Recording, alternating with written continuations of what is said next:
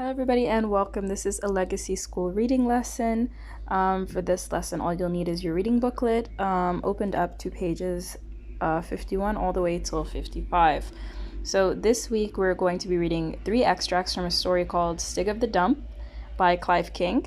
It's a really interesting book, and I think you're definitely going to enjoy it. As always, this book is available in your school library, and I highly recommend you checking it out. So, what do you know about life in the Stone Age? And why is it called the Stone Age? And what might life be like? And would the life of a child be difficult? What I know about the Stone Age is that they didn't have all of the technological developments that we had now. People were mostly hunter-gatherers. So they were moving from one place to another. They had to hunt for their food. Children would probably be working from an early age and helping out around the house. Probably not like children in the 21st century. We're just playing PlayStation and going to school and stuff. I know that they didn't have the modern type of clothing that we have. And they would just do things differently in general. So this book, it was first published in 1963. And it has never been out of print. Do you know what that means? I asked somebody in class the other day, and they said that means the book is so long that it's been printing all the way since 1963. But no, that's absolutely not the case. That means that this book is so popular that they've been printing copies and selling copies of this book since 1963. Isn't that crazy? That's such a long period of time.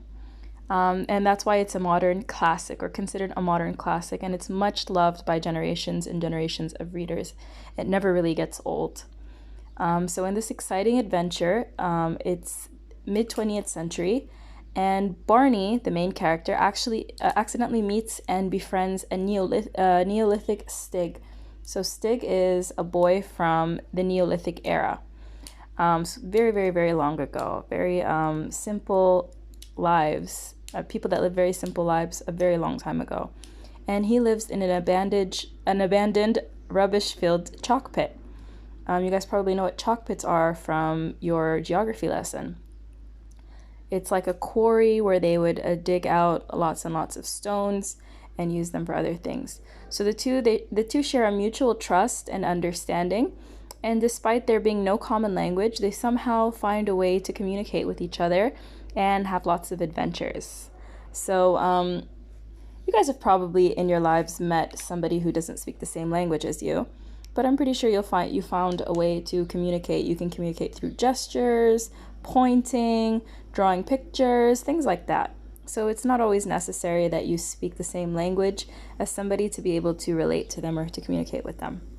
So let's go ahead and read about the author. So Clive King was born in London in 1924, quite a while ago. He studied English and Russian at college and has written stories since childhood.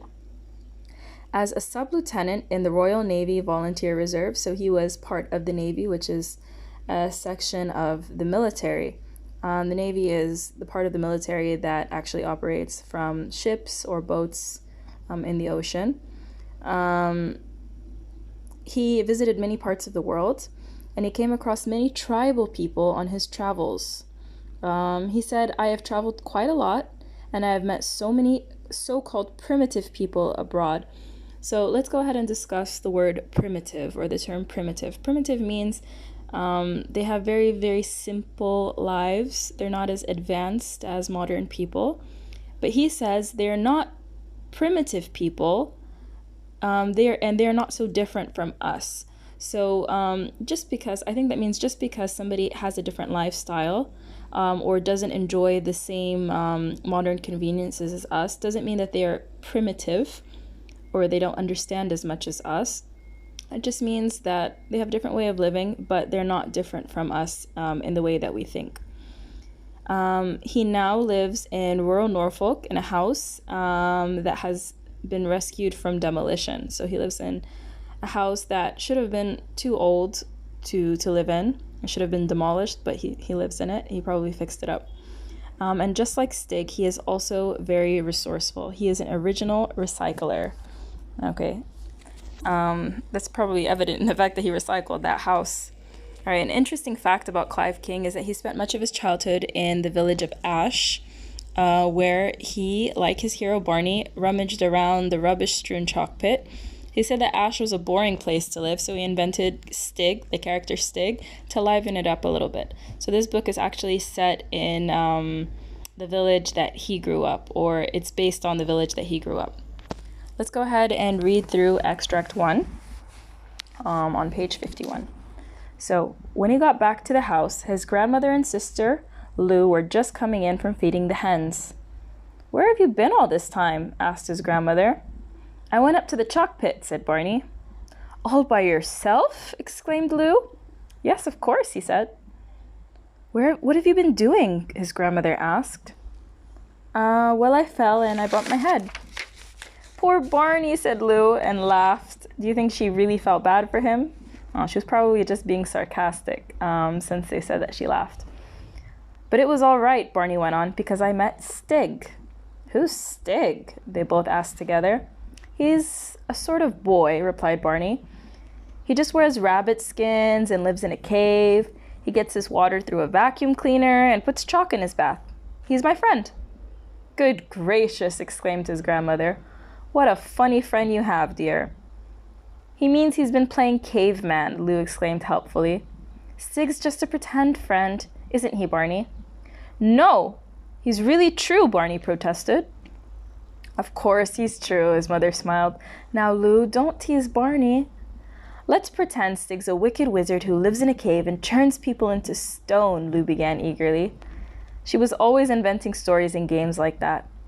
"No," Barney said quietly, feeling the sharp flint in his pocket. "Stig's nice. He's my friend."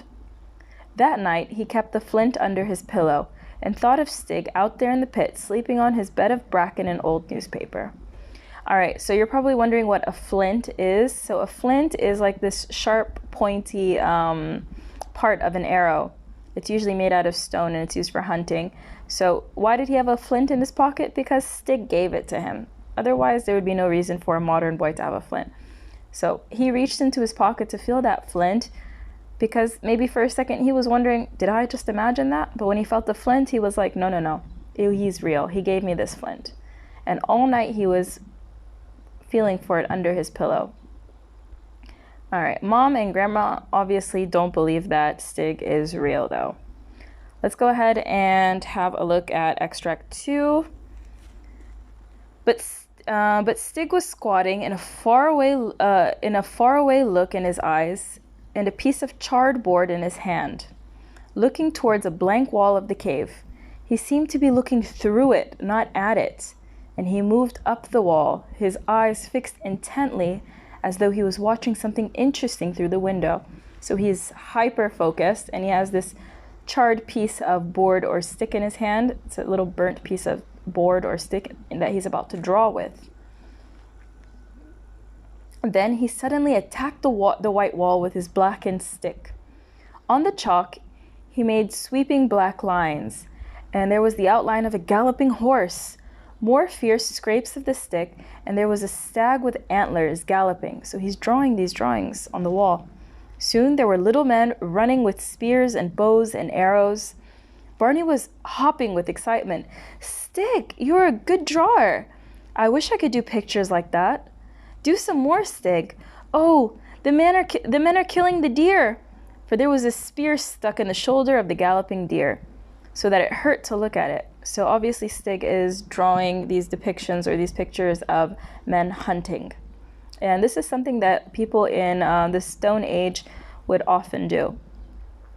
But Stig took no notice and did not seem to be aware of Barney because he's so focused.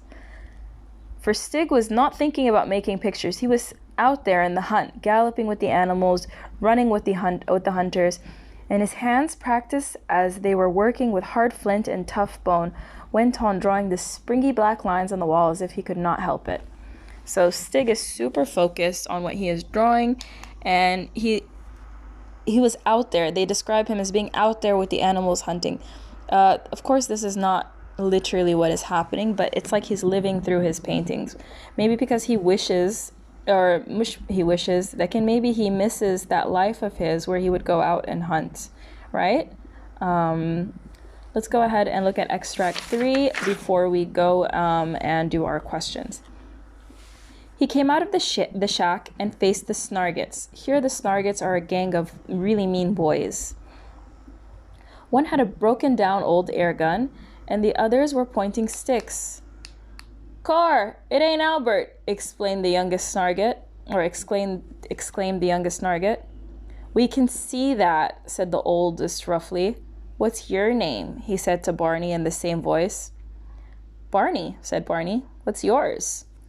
"I'm the Long Ranger, and he's Robin Hood, and he's William Tell," snapped the eldest Snarget. "Golly," exclaimed Barney. "Quiet," snapped the first Snarget. "What was you doing in our shack?" "Yes, and what you mean by chucking dirt at us?" said the second Snarget. So obviously they're speaking in a very different dialect, right? "Yes, and what you doing in our dump anyway?" piped the youngest fiercely. "Can if I want to," replied Barney, pretending not to mind. But he was feeling very uncomfortable. He was not sure just how rough these Snargets could get.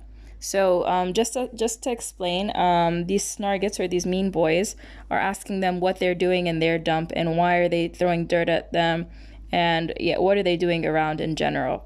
And Barney is pretending like he is tough. He doesn't want to show them that he is scared. "Can if he wants to," he says, exclaimed the Lone Ranger as if he couldn't believe his ears. "What shall we do with him, fellers?" "Tie him to a tree and shoot him full of arrows," explained Robin Hood. "Put him in a dungeon and leave him to rot," said William Tell. "No, I reckon we ought to lynch him in the spot. String him up," said Lone Ranger masterfully. So to lynch somebody is to, hang them to death. "We ain't got no rope," said Robin Hood, "and we ain't got no bows and arrows," pointed out William Tell. "Well, there certainly ain't no dungeons for miles around," said the Lone Ranger. Let's just give him a bit of slow torture." "You wouldn't dare," said Barney, but he didn't feel so sure.